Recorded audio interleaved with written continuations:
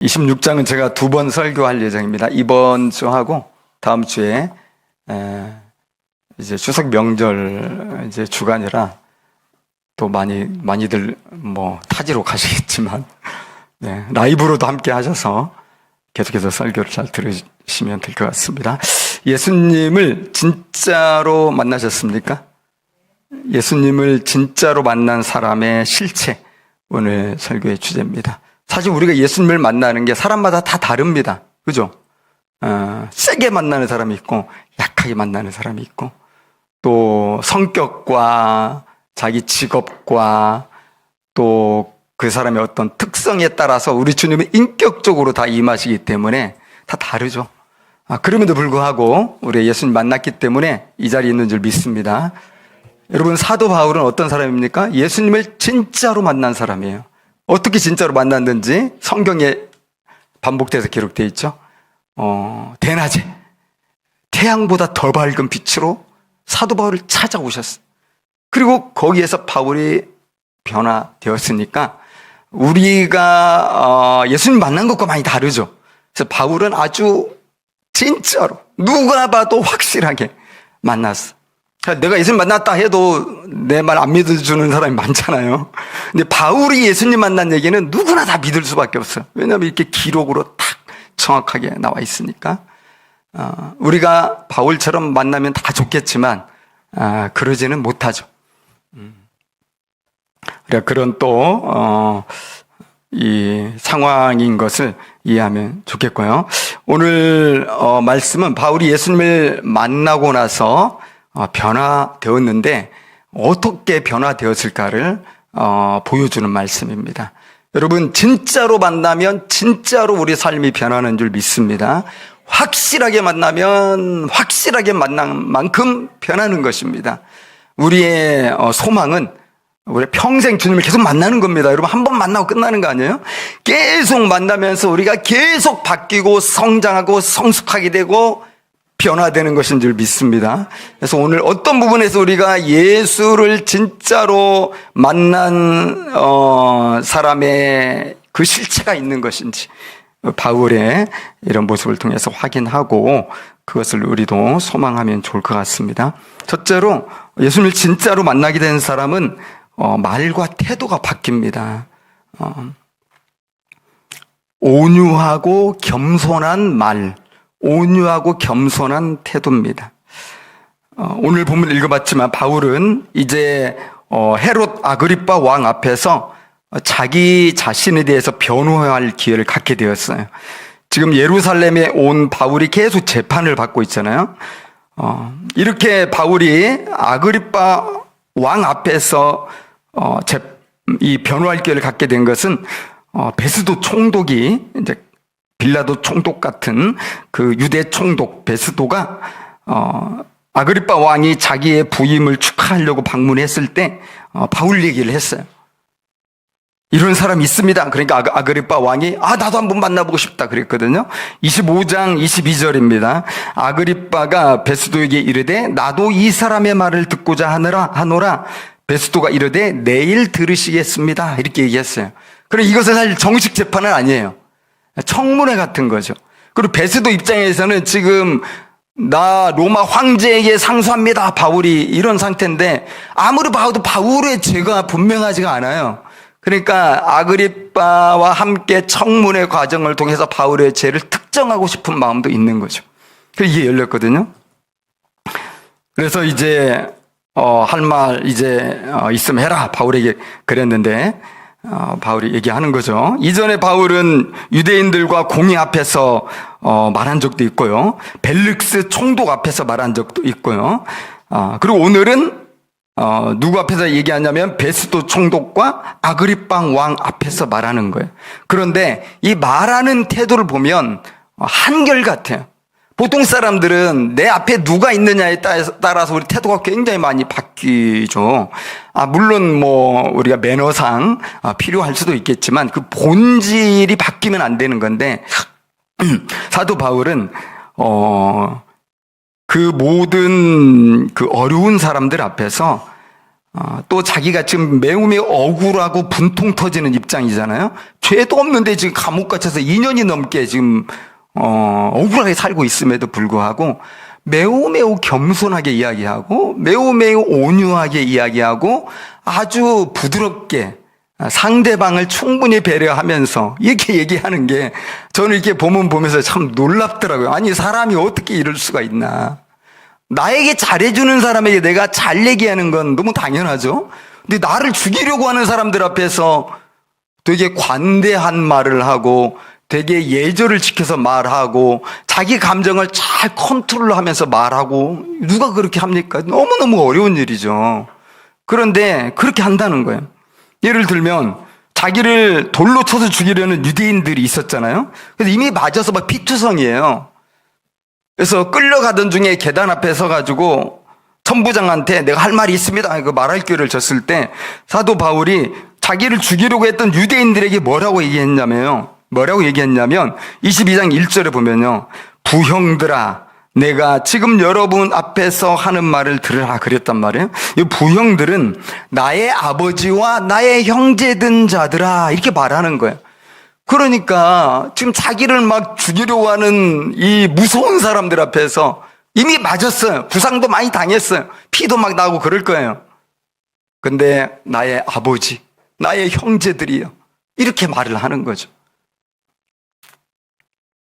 벨릭스 총독 앞에서도 이렇게 말하죠. 24장 10절에 당신이 여러 해 전부터 이 민족의 재판장 된 것을 내가 알고 내 사건에 대하여 즐겁게 변명합니다. 그런단 말이죠. 그래서 벨릭스 총독은 자기 목숨을 해할 수도 있는 무서운 사람인데 그 사람 앞에서도 여유를 가지고 벨릭스 총독이 어떤 사람인가, 당신이 어떤 분인지 내가 잘 압니다. 이렇게 말하면서 서두를 꺼내고 내가 이렇게 말할 수 있으니까 나는 너무 정말 고마운 마음입니다. 이렇게 말하는 거죠. 자, 오늘 2절도 그러잖아요. 오늘 26장 2절에 보면 아그리빠 왕이 유대인이 고발하는 모든 일을 오늘 당신 앞에서 변명하게 된 것을, 변명은 변호죠.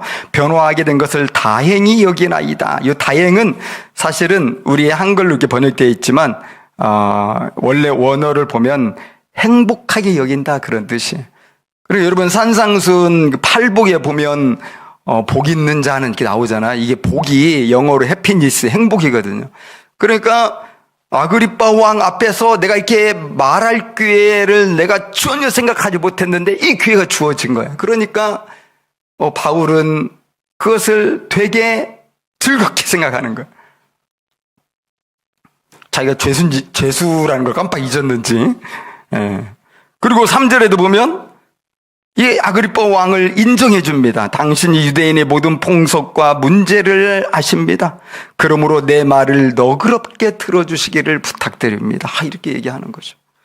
지금 여러 사람들 앞에서 아그리빠를 또 이렇게 높여주고 있잖아요.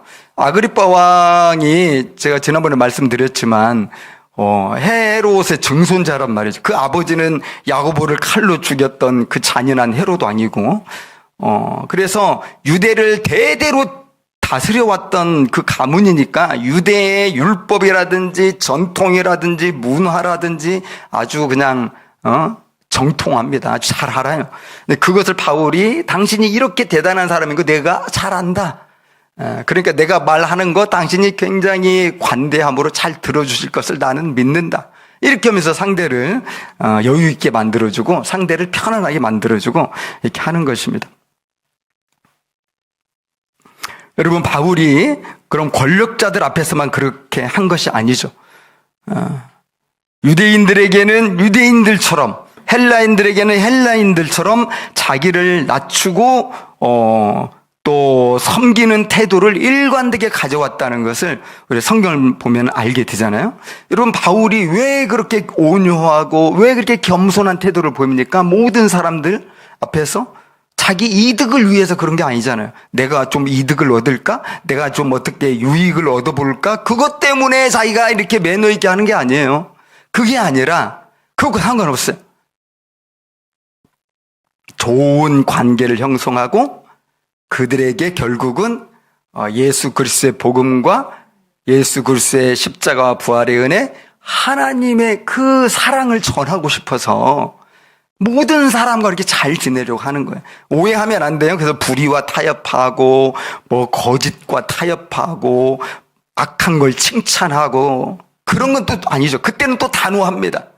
그러나 그것이 아닐 경우에는 항상 온유하고 겸손한 태도로 일관되어서 자기가 복음을 전할 기회를 갖고 싶어 하는 거죠.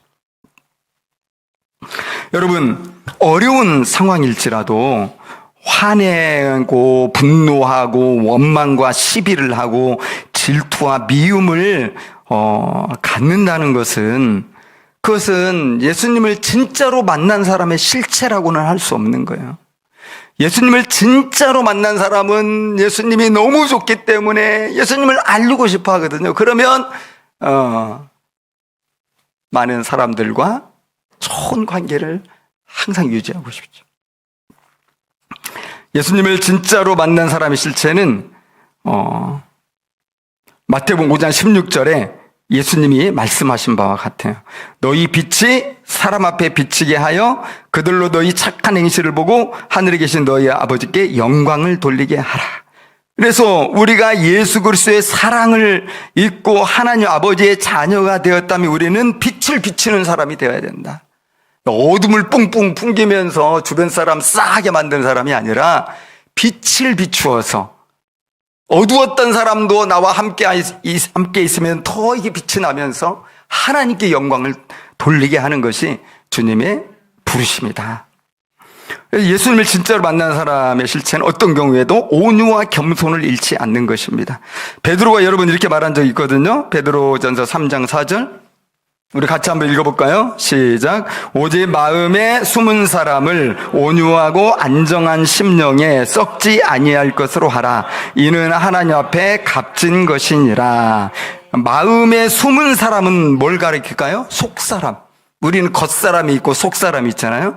이 마음의 속사람을 온유하게 늘 이렇게 유지하고 또 심령에 썩지 아니할 것으로 하라. 그러니까 감정이 들끓는다고 그것대로 이렇게 막 나타내지 마라. 성령으로 컨트롤하라는 거예요. 성령의 은혜가 있으면 우리 자신을 우리가 다스릴 수 있을 줄 믿습니다. 예, 그렇게 하라는 거예요. 그렇게 하면 이것은 하나님 앞에 아주 값진 것이다. 이 말은 무슨 말이죠? 우리 주님이 다 기억하신다는 거예요. 기억하시고 우리의 삶을 더욱 복되게 하신다. 그런 뜻입니다. 여러분, 바울에게서 예수님을 진짜로 만난 사람의 두 번째 모습을 보게 됩니다. 그것은 부활의 산 소망에 대한 것입니다. 바울이 재판받는 이유에 대해서 6절, 7절에 보면 이야기하죠. 이제도 여기 서서 신문받는 것은 하나님이 우리 조상에게 약속하신 것을 바라는 까닭이다. 이 약속은 우리 12지파가 밤낮으로 간절히 하나님을 받들어 섬김으로 얻기를 바라는 바인데 아그리빠 왕이여 이 소망으로 말미암아 내가 유대인들에게 고소를 당하는 것입니다. 이렇게 얘기했습니다. 이렇게 밝힌 것처럼 바울은 유대인이 그렇게 바라고 원하는 거 나도 그렇게 바라고 원하고 있고 그리고 사실 그것 때문에 내가 지금 이렇게 핍박을 받고 있다. 근데 우리는 또 무슨 뜻이지? 할 수 있거든요. 왜냐하면 유대인과 내가 바라는 소망이 같은 것인데 왜 내가 재판받고 있어? 유대인들이 왜 나를 죽이려고 그래? 왜 그럴까요, 여러분? 그것을 이야기하는 거죠. 여러분, 유대인들이 가지고 있는 저 아브라함 때부터 가지고 있는 민족의 소원, 그것은 메시아가 나타나는 거죠. 유대의 민족은 항상 고난받았잖아요. 애굽에게 지배를 받고 또 아수르에게 지배를 받고 바벨론에게 지배를 받고 페르시아에게 지배를 받고 지금은 로마에게 지배를 받고 언제 한번 가슴 펴고 어깨에 힘주면서 보란듯이 살아본 적이 없어요. 항상 디아스포라 세계에 흩어져 가지고 지금 현재 이스라엘이 왜 그렇게 막 이렇게 힘을 씁니까? 우리는 이제 강하다는 걸 세상에 보여주고 싶은 거예요. 우리 옛날의 이스라엘이 아니라는 거죠. 어쨌든 그런 컴플렉스가 있어.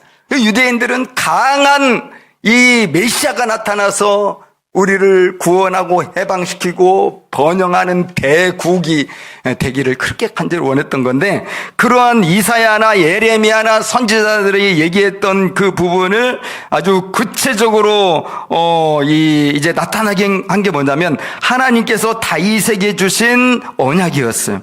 사무엘하 7장 16절, 내 집과 내 나라가 내 앞에서 영원히 보존되고 내 왕위가 영원히 견고하리라 하는 말씀이죠. 그래서 다윗 같은 위대한 성왕이 다시 나타나서 하나님의 말씀처럼 영원하고 견고한 이스라엘을 주님께서 세워 주실 것이다 하는 믿음이 있었고, 그 메시아를 계속 기다리는 거예요. 근데 여러분, 한때 세례 요한이 딱 나타나서 이 요단강가에서 세례를 줄 때 갈릴리와 유대와 사마리아 사람들이 다 몰려들었다고 그랬거든요. 그때 세례 요한이 메시아가 아닌가 다 그렇게 생각했어요. 근데 세례 요한이 죽었잖아요. 그 다음에 예수님의 바톤을 이어받아서 예수님이 딱 나타나셨는데 세례 요한보다 더 영향력 있고 더 능력 있고 막 기적을 행하고 오병이어로 5,000명을 먹이고 죽은 자를 살리고 바다 위를 걷고, 와 진짜 저 예수가 우리의 메시아인가 보다 다 그렇게 기대했는데, 그리고 예루살렘에 올라갔는데 예루살렘에서 십자가에 못 박혀 죽어버렸어. 메시아로 믿을 수 있습니까? 메시아로 믿을 수가 없는 거예요. 메시아인 줄 알았는데 뭐 메시아가 저래. 그냥 아무 능력도 행하지 못하고 십자가에서 매달린 채로 그냥 다 이루었다 큰 소리치고 아버지 제 영혼을 부탁드립니다 하고 죽어버렸단 말이에요. 유대인 입장에서 보면은 생전에 대단한 기적을 보여줬지만 그렇게 비참하게 죽은 예수를 어떻게 메시아로 믿을 수 있습니까? 이 바울도 똑같았단 말이에요. 바울도 이 예수를 십자가에 죽어서 비참하게 이 땅에 사라져버린 그냥 그런 존재였다. 그런데 그 예수가 부활했다고 하는 일단의 무리들이 나타나가지고 유대 사회를 혼란스럽게 하니까 이 젊은 청년의 그 피 끓는 이 열혈 그 심정을 가진 이 바울이, 그땐 사울이죠. 저놈들을 정말 다 척결해야 되겠다. 굉장한 열의를 가지고 다 없애버리려고 그랬어요. 왜? 하나님을 반대한다고 생각했거든. 거짓 뉴스. 이게 참 오늘날도 문제잖아요. 이 거짓 뉴스인 거예요. 예수가 살았다고? 예수가 살아났다고? 말도 안 되는 것을 이야기하는데 많은 사람들이 거기를 막 호응을 하니까 정말 이 청년 사울로서는 그는 너무나 율법을 사랑하고 여호와 하나님을 사랑하는 이런 바리새인인데 견딜 수 없는 거죠. 그래서 자원해서 자발적으로 정말 유대와 흩어져 있는 이 예수 믿는 예수쟁이들을 다 죽이려고 했고, 여러분 그게 나오잖아요. 어디 나옵니까? 정확히 자기 말로 하고 있죠. 10절부터요. 예루살렘에서 이런 일을 행하여 대제사장들에게서 권한을 받아가지고 많은 성도를 옥에 가두며 또 죽일 때 내가 찬성 투표를 했고, 회당에서 여러 번 형벌했다는 것은 고문했다는 겁니다. 채찍질로 막 해가지고 강제로 모독하는 말, 강제로 말하자면 예수를 부인하게 만들어버리고 십자가를 말하자면 발로 밟고 지나가게 만들고 이런 걸 했다는 거예요.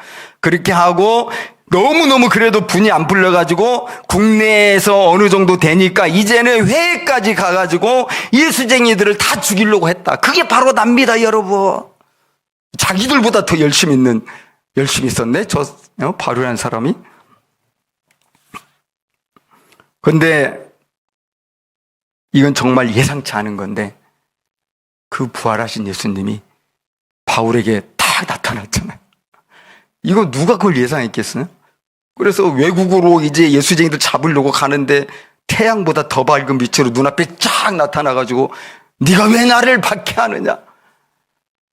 바울이 깜짝 놀라가지고 말에서 떨어지고 눈이 멀어버리고, 거기에서 부활하신 예수님을 실제로 만난 거예요. 진짜로 만난 거여서 내가 잘못 알고 있었구나.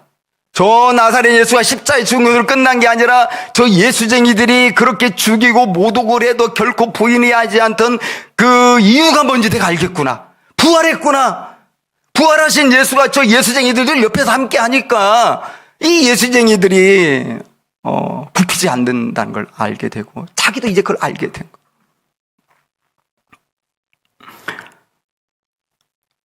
그가 깨달은 진짜 진리가 여러분 뭡니까? 구약에 예언된 메시아는 단순히 유대인만을 위해 오신 분이 아니구나.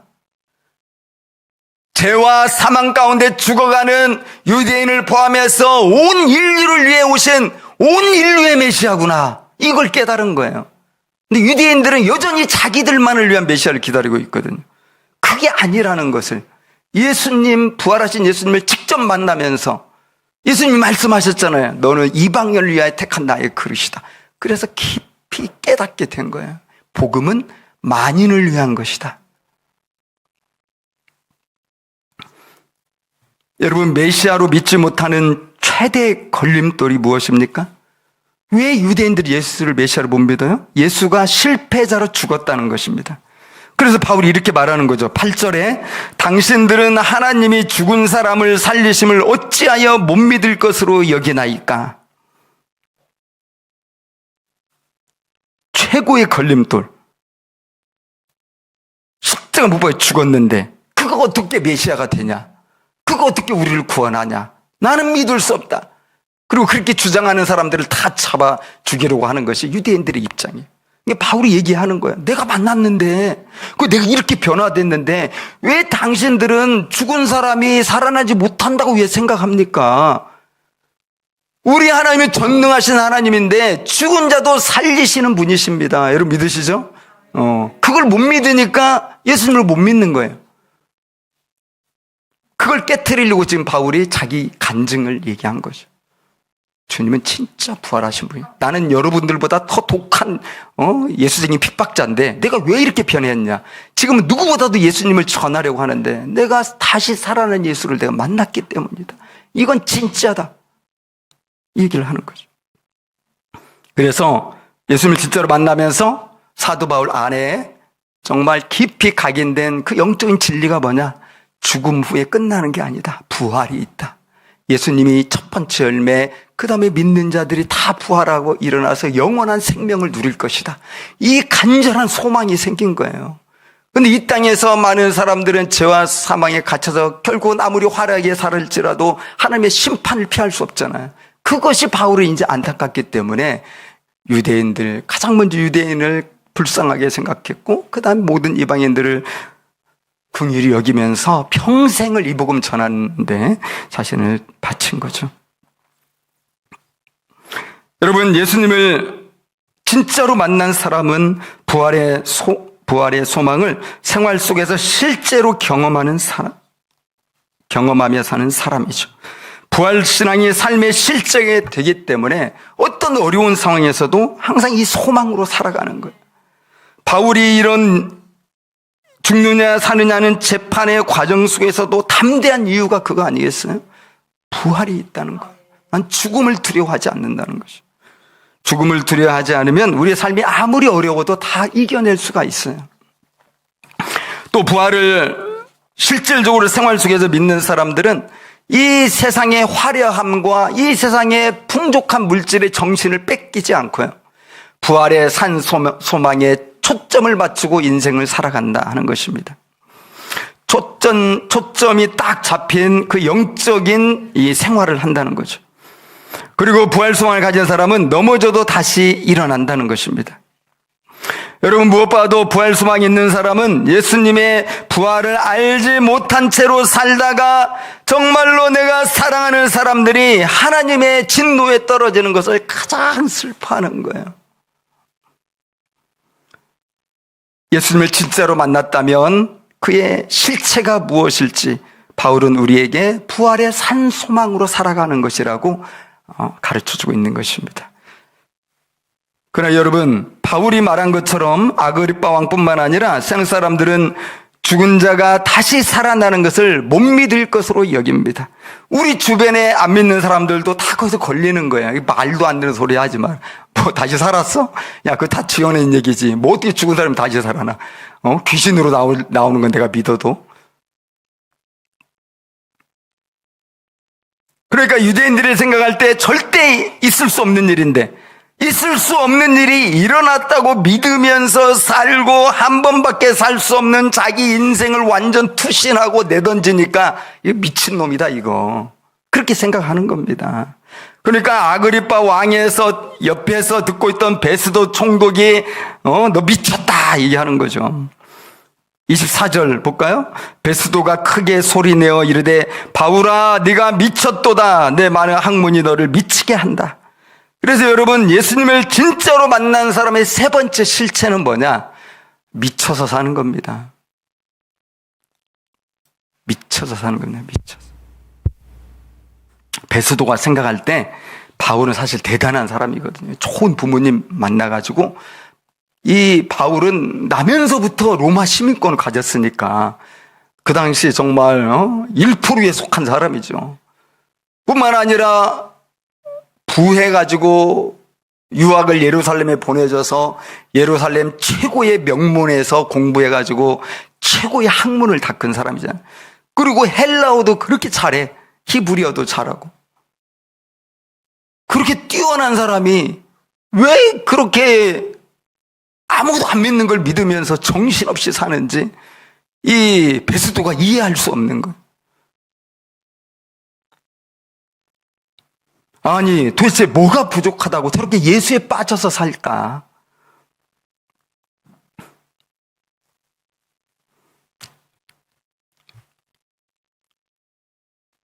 여러분, 미쳤다는 소리 들어봤습니까?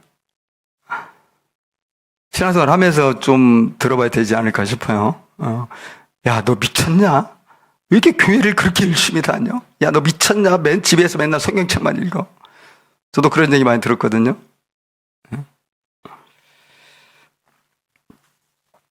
여러분, 미쳤다는 것은 몰입하고 있다는 겁니다. 몰입하고 있다는 것은 그것 외에 다른 건 생각하지 않는다는 겁니다. 오늘날 우리 기독교가 전 세계에 이렇게 퍼진 데에는 바울의 헌신과 수고 때문이죠. 바울이 미치도록 헌신해서 복음이 오늘날 온 세상에 퍼진 거예요. 바울은 젊었을 때 예수님 만난 이후로 한 번도 변하지 않고 이 복음을 위하여서 전력 투구하며 살았잖아요. 네로 황제에게 목 베어 죽임 당할 때까지. 그렇게 살도록 우리 주님께서 성령으로 때마다 일마다 충만하게 하셨기 때문이죠. 여러분, 사람들은 무엇인가에 몰두하면서 살아가기 마련입니다. 제가 보면 생애 주기를 따라 우리가 몰두하고 관심 갖는 게 달라지는 것 같아요. 10대는 대부분 뭐에 몰두해서 살아갑니까? 10대는 대부분 놀이와 게임에 빠져 지내잖아요. 틈만 나면 놀고 싶고 틈만 나면 게임하고 싶고. 근데 40대 50대 되어가지고 그러면 좀 문제가 있지 않나요? 어른이 되어서도 막 어쨌든 근데 아이들은 그렇게 못해. 왜냐하면 막 압력을 넣죠. 학교 가고 학원 다니고 공부하고 성공해야 되고 취직해야 되니까. 유치원 때부터 벌써 입시교육 들어가죠. 자, 20대는 이성과 체험 문제에 빠져 지냅니다. 여러분, 이것은 제가 생각해 볼 때 그렇다는 거예요. 30대는 일과 사랑, 성취 이런 것에 빠져 지내고요. 40대, 50대는 성공적인 삶, 명예로운 삶, 또 자녀와 이 가정에 이렇게 빠져 지내기도 하죠. 60대 이상은 뭐에 빠져 지냅니까? 제가 이제 막 60대 들어섰는데 주변 우리 친구들을 가끔 보거든요. 지난번에 거의 한 30년 지나서 본 친구들도 있는데 우리 가정도 그렇고 제 위에 분들 보면은 일을 마치고 60대 이후 이제 은퇴하고 나면은 그동안 열심히 사느라 못했던 버킷리스트를 쫙 만들어가지고 그것을 열심히 추구하며 사는 거예요. 계속 놀러 다니고 계속 이제 사진 찍는 거 배우고 또 막 골프 치고 또 어떤 분들은 막 시를 쓰고 어떤 분들은 또 뭐 호스피스 봉사도 하고 그런 것에 빠져 지내요. 자기를 보상해준다 생각하더라고요. 여러분, 미쳤다는 것은 다른 말로 하면 뭡니까? 그 중독이죠. 바울은 예수 중독자입니다. 생각해 보십시오, 여러분. 예수님도 미쳤다는 말을 들었어요. 귀신 들렸다는 말까지 들었습니다. 또 하나님 나라를 위해 일생을 불태웠던 수많은 믿음의 사람들을 보면요, 대부분 다 예수 중독자로 산 사람들이지 예수님께 거리 좀 적당히 두면서 적당히 산 사람들이 절대 아니에요. 예수님에 대해 안에 있고 내가 예수님 안에 있다. 이게 맨날 고백하며 사는 사람들이죠. 여러분도 그 고백하시잖아요. 그죠? 한 분 예를 드릴게요. 1700년대 옛날 사람이지만 아주 유명한 분인데요. 영국의 복음주의 설교가로 활동했던 조지 휘필드라는 사람입니다. 감리교회 창시자가 요한 웨슬레인데 요한 웨슬레와 거의 쌍벽을 이루면서 영국에서 큰 이 부흥을 주도했던 그런 사람이죠. 나이도 많고 이제 몸이 좋지 않은 상황이에요. 그런데 약속 때문에 설교하러 가야겠다는데 주변에 동역자들이 말렸어요. 아니 지금 그 몸에 그 연세에 이렇게 몸이 아프면 쉬어야지 무슨 또 설교를 하러 간다 그럽니까? 그때 조지 필드가 한 말은 제가 정말 사랑하는 말인데요. 나는 녹슬어 없어지기보다 닳아져서 없어지기를 원한다. 쇠라는 것은 가만히 놔두면 녹슬게 돼서 효 없어져요. 우리 몸하고 똑같아요. 가만히 있으면 다 늙어서 사라져요. 근데 난 이거 그렇게 두지 않겠다는 거예요. 내가 의도적으로 내 몸을 막 갈아 넣겠다는 거예요. 하나님 나라를 위해서. 그래서 얇은 바늘이 될 때까지. 그 결국은 없어질 때까지. 그가 마지막 설교를 앞두고 한 기도문이 있어서 제가 한번 읽어드리겠습니다. 그 당시 설교는 주로 야외에서 설교를 많이 했어요. 지금처럼 막 이러지 않고요. 그걸 생각하면서 한번 들어보세요. 주 예수여, 저는 주님의 일에 지쳐 있기는 하지만 그 일의 실증을 느끼지는 않습니다. 제가 아직 갈 길을 다 가지 못했다면 저로 하여금 다시 한번 들판에 가서 당신을 위해 말하게 하시고 당신의 진리를 인치게 하신 뒤 죽어 본향으로 가게 하소서. 나는 나를 위해 예비된 안식처로 갑니다. 내 태양이 떠올라 하늘로부터 도움을 받아 많은 사람들에게 빛을 비추었습니다. 이제는 해가 질 시간입니다. 아니, 영원한 영광의 정점으로 떠오를 시간입니다. 오, 생각만 해도 거룩합니다. 나는 곧 시간도 나이도 고통도 슬픔도 알지 못하는 세계에 있게 될 것입니다. 나는 기꺼이 그리스도를 전파하기 위해 살려 했습니다. 그러나 나는 그분과 함께 있기 위하여 이 세상을 떠납니다. 여러분, 오늘 바울의 이 변호에서 마지막 말이 있는데요. 이 마지막 마치는 말이 또 상당히 놀랍습니다. 여러분, 사슬의 메인 죄수가 감히 무슨 말을 했습니까? 여러분 모두 나처럼 되기를 바랍니다. 이렇게 한 거죠. 29절. 바울이 이르되 말이 적으나 많으나 당신뿐만 아니라 오늘 내 말을 듣는 모든 사람도 다 이렇게 결박된 것 외에는 나와 같이 되기를 하나님께 원하나이다. 여러분 진짜 미친 거 아니야? 지금 죄수가 자기를 둘러서 있는 이 사람들을 누구야? 왕이에요. 총독이에요. 대제사장이에요. 천부장이에요.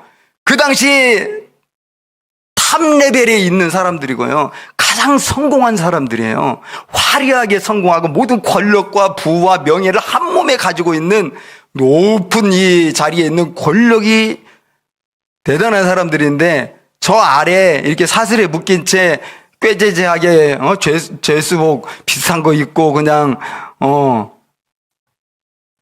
그런 상태에 있는 사람이 뭐라고 얘기한다고요? 여러분들 다 나처럼 되기를 원합니다. 이렇게 얘기하니까 미친 거죠. 여러분 거기 모여있는 사람들 잠깐 생각해 볼까요? 아그리빠 왕은 자줏빛 왕복과 빛나는 왕관을 썼습니다. 아그리빠 왕 옆에 예쁘게 앉아있는 버니게는 화려한 보석들로 장식한 의상을 입었습니다. 이게 25장 23절에 그렇게 나와요. 그리고 베스도는 권위 있는 진홍색 빛깔의 로마 총독 복장을 하고 있죠. 또 높은 사람들은 최고급 의상을 입고 있었죠. 여러분 얼마나 그 위엄이 크고 대단했겠습니까? 보기만 해도 막 주눅드는 그런 대단한 권력자들 아니에요? 그런데 여기서 제가 생각나는 게 뭐냐면 헤롯 아그리빠의 1세의 모습과 비슷하다 생각이 들었는데 아까 말씀드린 것처럼 헤롯 아그리빠 1세는 사도 야고보를 칼로 죽이고 그 다음에 베드로를 죽이려고 감옥에 가두었던 사람이죠. 사도행전 12장 21절 또 22절 보면 제가 한번 읽어볼게요. 헤롯이 나를 택하여 왕복을 입고 단상에 앉아 백성에게 연설하니 백성들이 크게 부르되 이것은 신의 소리요 사람의 소리가 아니라. 헤롯이 좋은 날 택해가지고 화려한 왕복을 입고 단상 높은 곳에 앉아서 연설을 할 때 백성들이 막 이게 신의 소리로 들린다는 거예요. 너무 영광스러운 그 순간이라는 거죠. 그렇게 화려한 세상의 영광이 극적으로 벌레에게 먹혀 죽는 비참함으로 끝이 났죠. 23절 헤롯이 영광을 하나님께 돌리지 아니함으로 주의 사자가 고치니 벌레에게 먹혀 죽으니라. 여러분, 바울이 담대하게 나처럼 되기를 바란다고 한 것은 세상 영광에 취해 살다가 하나님을 거스리는 자들의 그 비참한 결국을 다 알고 있기 때문에 그래요. 죽음 후에 심판받고 하나님의 진노의 손에 떨어져서 영원한 그 형벌을 피하지 못하고 받을 것을 바울은 알고 있었기 때문에 그들을 일도 부러워하지 않았다는 겁니다. 하나도 부러워하지 않고요. 당신들이 나처럼 돼야 된다고 얘기를 한 겁니다. 여러분, 이게 예수님 진짜 만난 사람의 진짜 멋진 태도 아닙니까? 여러분, 주님은 미친 자를 특별히 사랑하신다고 생각합니다. 왜냐하면 예수님 자신이 미친 자로 그렇게 불렸기 때문이죠. 하나님 나라의 미친 자입니다. 여러분, 예수님도 바울도 또 수많은 믿음의 사람들이 그렇게 살았다면 어떻습니까? 우리도 그렇게 살 수 있지 않을까요? 그렇게 살 수 있는 줄 믿습니다. 네. 아멘. 크게 하기 좀 어렵죠. 미쳐서 살라고 얘기하니까.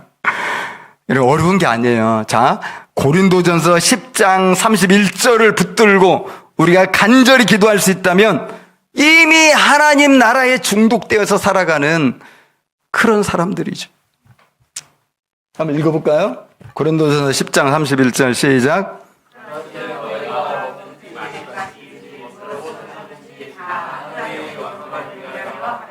자녀를 키우든 일을 하든 먹든지 마시든지 무엇을 하든지 우리가 깨어서 어떻게 이것이 하나님께 영광이 될 것인가 늘 고민하고 늘 기도하고 깨어서 그런 식으로 우리가 때마다 일마다 살아간다면 이게 미친 거죠. 세상 사람들 볼 때는.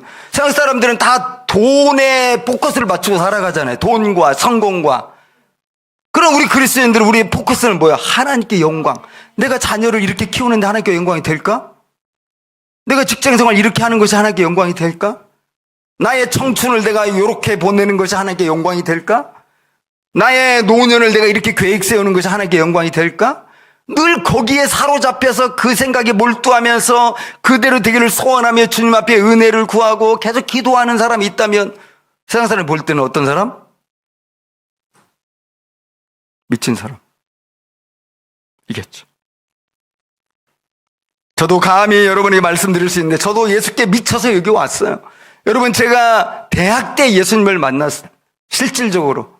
그리고 그때부터 제가 여기까지 왔어요. 여러분들 잘 아시는 것처럼 학생운동을 거의 30여 년 미친 듯이 달려왔고 이제 또 주님의 부르심을 따라 이 덕운동에서 이 교회를 지금 여러분과 같이 하고 있고 하고자 하고 계속해서 더 하고자 하는 거예요. 제 소원은 이 덕운동뿐만 아니라 이 교회 오는 모든 사람들이 경기도에 있든 서울에 있든 아니면 전국에 어디 흩어져 있든 아니면 회에 있든지 간에 여기 나오는 모든 성도들은 자기가 있는 그 가정과 직장, 그 사회에서 예수를 진짜 만난 사람의 모습으로 살아가도록 제가 섬기는 것입니다. 그것이 여러분 저의 비전이에요. 그러나 여러분, 우리는 어떤 식으로든 주님을 만났기 때문에 여기 있는 줄 믿습니다. 그러나 여러분, 우리는 여전히 목마르지 않습니까? 여전히 우리는 갈급하지 않습니까? 나는 됐다. 이런 분이 누가 있어요? 더 주님 사랑하고 싶잖아요. 더 믿음이 충만해지고 싶잖아요. 우리에게 그런 가난한 마음이 있단 말이죠. 그래서 여러분, 더 깊이, 더 뜨겁게, 더 온전하게 예수님을 만나고 예수님을 진짜로 만난 사람의 모습으로 더욱 살아갈 수 있기를 소원합니다. 여러분, 진짜 예수님을 만난 성도는 온유하고 겸손한 태도로 사람들을 대하는 것입니다. 경쟁이 치열한 물질 세상이지만 부활의 산 소망으로 초점이 딱 잡힌 삶을 사는 것입니다. 예수님을 최고로 알고 너무나 기뻐 이 복음을 알리려고 미친 사람처럼 기꺼이 즐겁게 헌신하는 것입니다. 물론 우리 안에 이런 생각이 들 수 있어요. 목사님, 그런데 너무 어렵습니다. 어떻게 그렇게 사나요? 바울은 그랬을지라도 저는 바울 아니잖아요. 저는 바울처럼 예수님 안 만났잖아요. 바울 얘기지. 그게 어떻게 제 얘기가 될 수 있나요? 하면서 이 방어막을 칠 수가 있는데요. 이해합니다. 근데 여러분, 제가 진실을 알려드릴게요. 바울이 자기 능력이 있어가지고 이렇게 산 게 절대 아니다. 바울이 남다른 의지와 강철 같은 결단력이 있어서 이렇게 산 게 아니다. 바울이 공부를 많이 해가지고 똑똑해가지고 이렇게 산 것도 아니다. 오직 하나님의 은혜로 된 것인 줄 믿습니다. 여러분, 22절에도 분명히 얘기했어요. 하나님의 도우심을 받아 내가 오늘까지 서서 높고 낮은 사람 앞에서 증언한다고 했습니다. 성령의 능력으로 자신 안에 살아계신 주님으로 말미암아 그렇게 한 것이죠. 그래서 바울이 얘기한 거 아닙니까? 빌립보서 4장 13절. 내게 능력 주시는 자 안에서 내가 모든 것을 할 수 있느니라.